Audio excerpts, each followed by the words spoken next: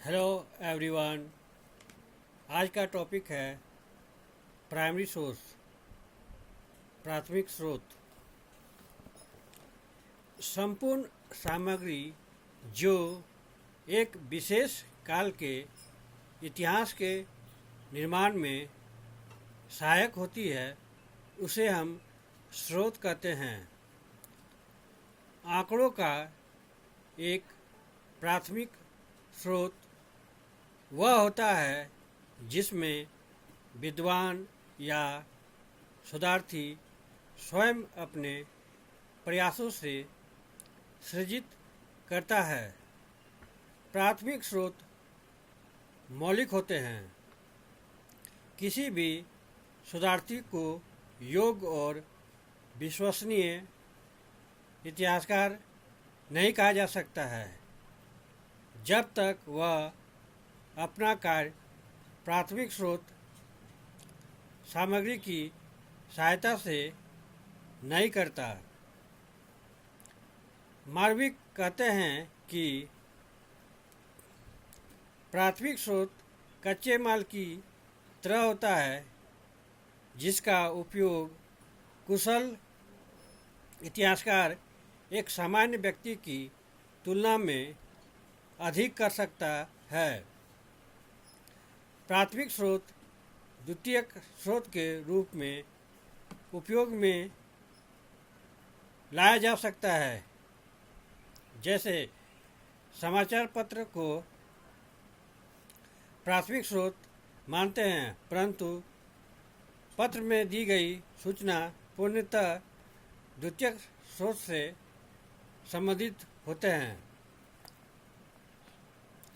PB young के अनुसार प्राथमिक स्रोत वे स्रोत हैं जो प्राथमिक स्तर पर तथ्यों के संकलन में सहायक होते हैं। पीटर एच मान के अनुसार प्राथमिक स्रोत वे स्रोत हैं जो प्रथम बार तथ्य प्रदान करते हैं।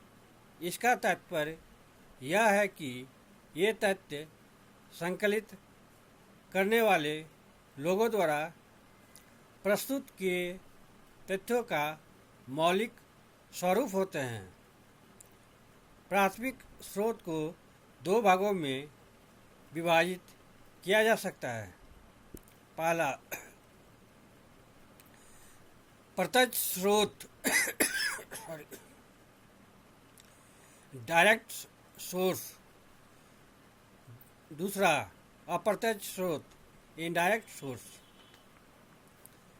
प्रत्यक्ष स्रोत के अंतर्गत अवलोकन, अनुसूची एवं साक्षात्कार प्रविधियों की सहायता से सामग्री संकलित की जाती है।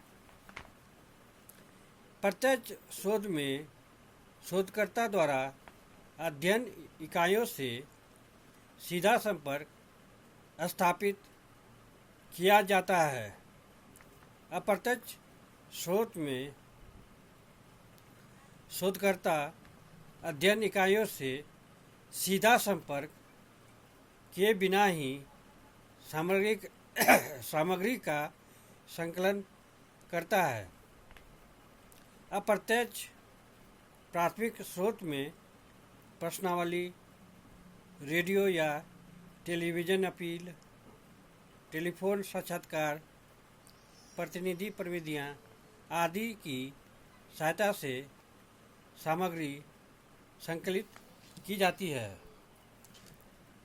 अब हम प्राथमिक स्रोत के प्रकार को देखेंगे।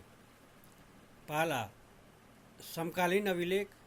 दूसरा, गोपनीय प्रतिवेदन। तीसरा, सार्वजनिक प्रतिवेदन। सार्वजनिक प्रतिवेदन को हम लोग तीन भाग में बांट सकते हैं। पहला, समाचार पत्र, विज्ञापन।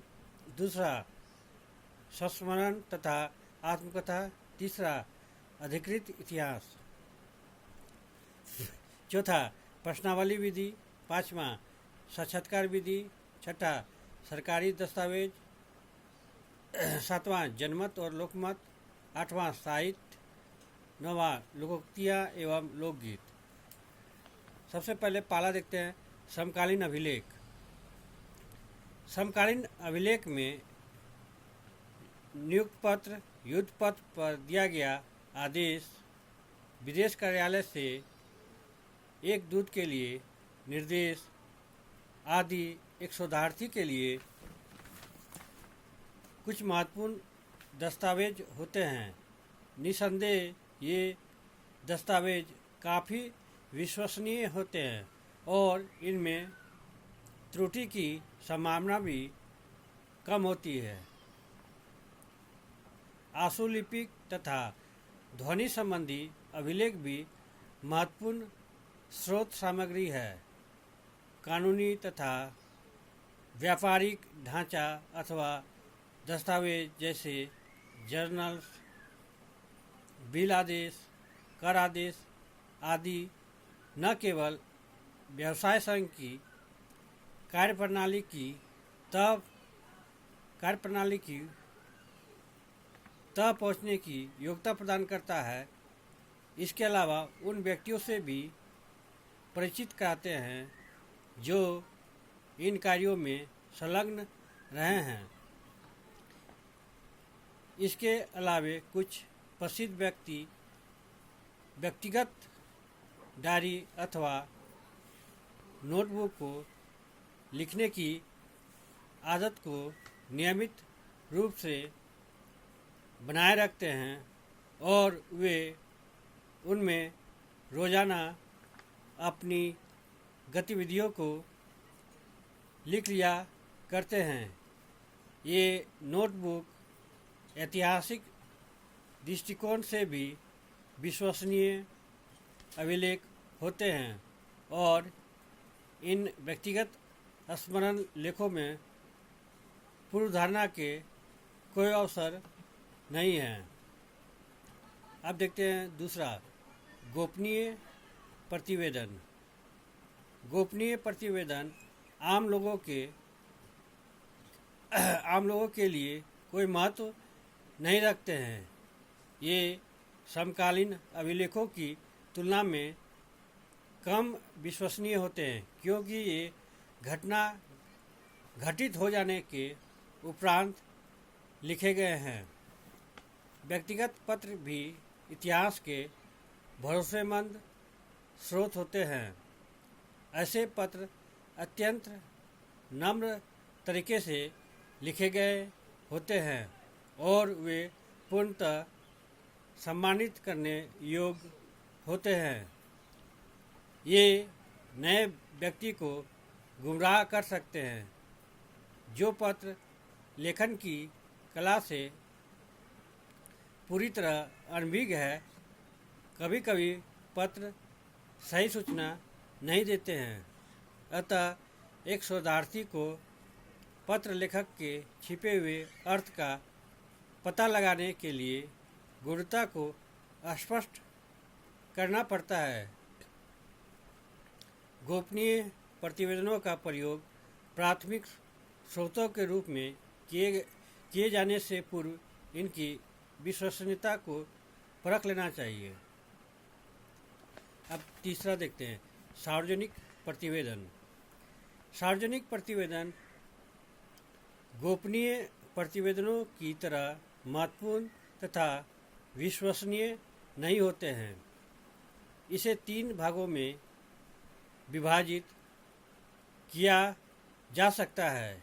इनमें से प्रत्येक में विश्वसनीयता की भिन्न भिन्न मात्रा होती है। पहला, समाचार पत्र एवं विज्ञप्ति।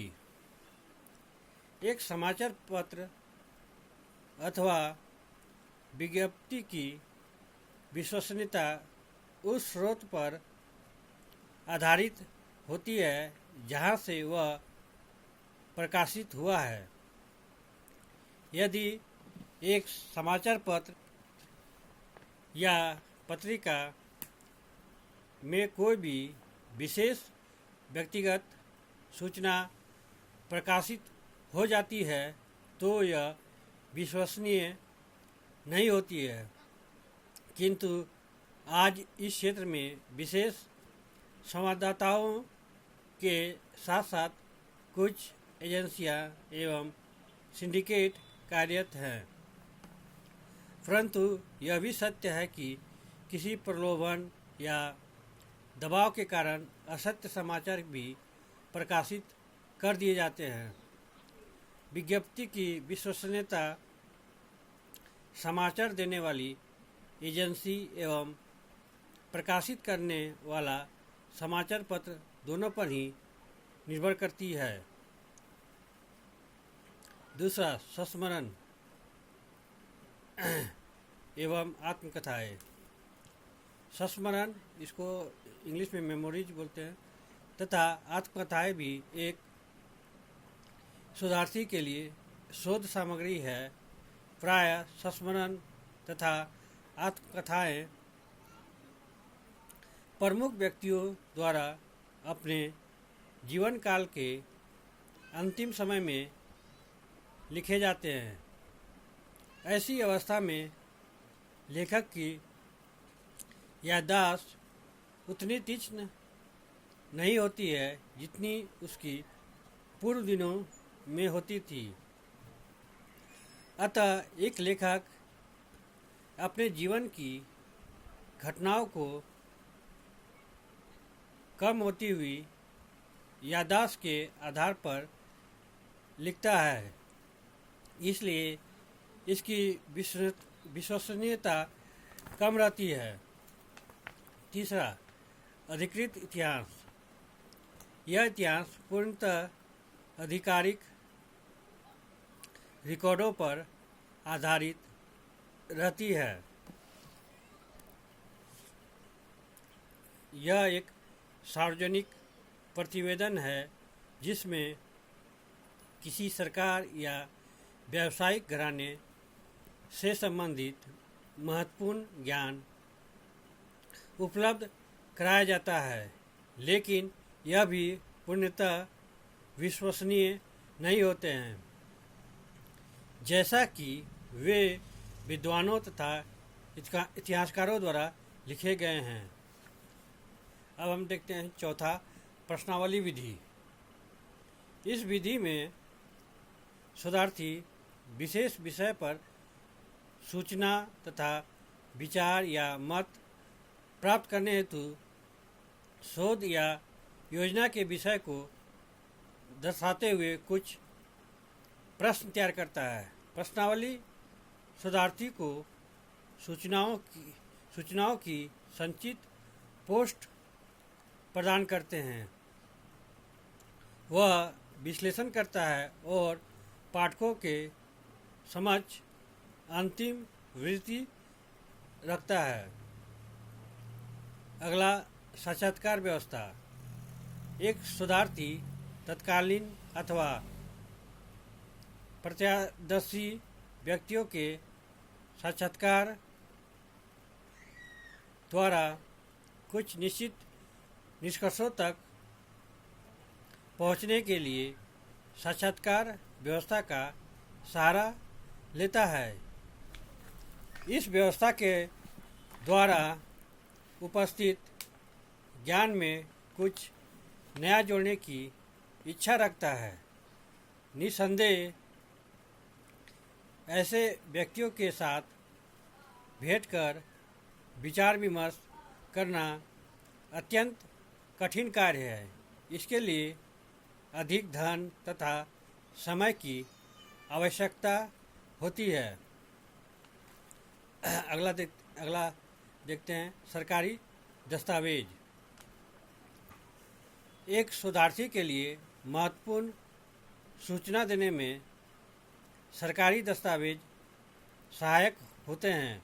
वे प्रायः अति सम्मानित विद्वानों तथा इतिहासकारों द्वारा तैयार किए जाते हैं। इस श्रेणी में जनगणना प्रतिवेदन, वित्तीय आंकड़े तथा राष्ट्रीय एवं प्रादेशिक वार्षिकी को सम्मिलित करते हैं। इसकी वर्तमान सूचना आने वाले कल के इतिहासकारों के लिए उपयोगी स्रोत सामग्री होती है। वस्तुतः सरकार स्वयं को बदनाम नहीं करना चाहती है और केवल केवल उन सूचनाओं को प्रदान करती है जो कि उनकी योजनाओं को प्रकाशित करते हैं और सही सूचनाओं को जो कि असफलताओं और कानूनी तौर पर अधिकार छीने जाने अथवा गिरावट की ओर संकेत करते हैं उसकी उपेक्षा करते हैं। अगला देखते हैं जनमत एवं लोकमत। दुनिया के विभिन्न हिस्सों के इतिहासकार तथा विद्वान अपने विचारों को संपादकीय भाषणों पत्रों जो कि संपादक को लिखे जाते हैं तथा पर्चे जो कि विद्वानों द्वारा पढ़े या समझे जाते हैं वे पहले से ही लिखे जाते हैं। एक इतिहासकार को सूचना की विश्वसनीयता के प्रति अत्यधिक सावधानी बरतनी चाहिए क्योंकि यह प्रायः छल कपट से भरी होती है। इन स्रोतों का सहारा लेने से पूर्व उसे कुछ दूसरे प्रमाणों की जानकारी हेतु देखना चाहिए। अगला देखते हैं साहित्य। तत्कालीन साहित्य भी शोधार्थियों के लिए महत्वपूर्ण स्रोत सामग्री है। कहा भी जाता है कि साहित्य समाज का दर्पण होता है। एक इतिहासकार साहित्य के द्वारा तत्कालीन समाज की सामाजिक दशा, रीति रिवाज और संस्कृति के बारे में जानने योग्य होते हैं। कुछ इतिहासकारों का मानना है कि इतिहास और साहित्य दोनों ही अलग अलग केंद्र बिंदु होते हैं। इतिहास तथ्यों पर आधारित है जबकि साहित्य पूर्णतः उपन्यास तथा कल्पना से भरा होता है। एक इतिहासकार जिस युग विशेष का अध्ययन कर रहा है वह उस युग के साहित्य की उपेक्षा नहीं कर सकता। प्रोफेसर मार्टविक कहते हैं इतिहासकारों को साहित्यिक कृतियों में उपलब्ध सूचनाओं का तब तक प्रयोग नहीं करना चाहिए जब तक अन्य स्रोतों से उसकी पुष्टि न हो जाए। अगला देखते हैं लोकोक्तियाँ तथा लोकगीत। लोकोक्तियाँ तथा लोकगीत कभी कभी महत्वपूर्ण स्रोत सामग्री सिद्ध हो जाते हैं क्योंकि वे कहानी के हीरो या नायक की एक स्पष्ट तस्वीर दिखाते हैं। उनका गंभीरतापूर्वक अध्ययन भी किया जाता है। तथ्य तथा अवास्तविकता परस्पर इतनी घुल मिल जाती है कि उन्हें एक दूसरे से अलग नहीं किया जा सकता। अतः एक स्पष्ट तथा सही तस्वीर से पाठक या शोधकर्ता अनभिज्ञ रहता है। इसका उपयोग बड़ी सावधानीपूर्वक किया जाना चाहिए। पाठक को तथ्य तथा प्राकल्पना के बीच अंतर अवश्य करना चाहिए। इन्हीं शब्दों के साथ मैं इस टॉपिक को यहीं विराम देता हूँ। अगर आपको इस टॉपिक से संबंधित कोई प्रश्न पूछना है तो आप कमेंट बॉक्स में जाके अपना प्रश्न पूछ सकते हैं। Thank you. जय हिंद।